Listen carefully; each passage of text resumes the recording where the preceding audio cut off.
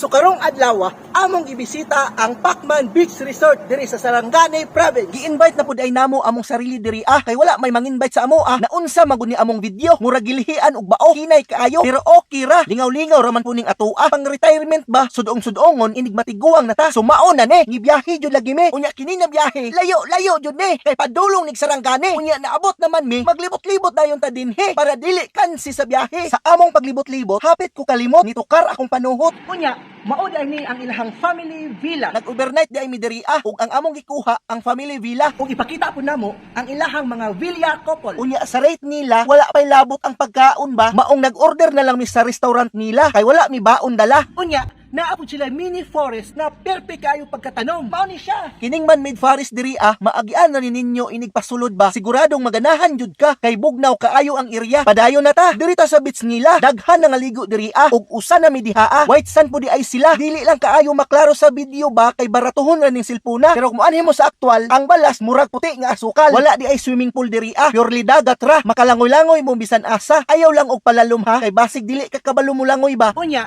isa sa akong naganahan diri kay daghan kaayo silang mga water activities. Wala na mi nakatry sa ilhang water sports ba kay nahutda na mi kwarta. Maong gibidyohan na namo ning karatula aron makita ninyo ang presyo nila. Unya kung naganahan mo sa among video, palihog na lang ko og share og follow. Salamat kaayo. Sa mga wala pa kasulay sa among paglalakbay, panuhay namong tanan kay para ang among minutes view managhan. Okay? Okay kayo.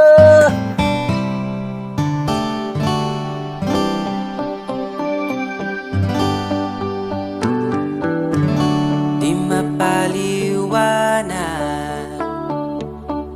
ang nadarama, di makapaniwala ika'y nandito.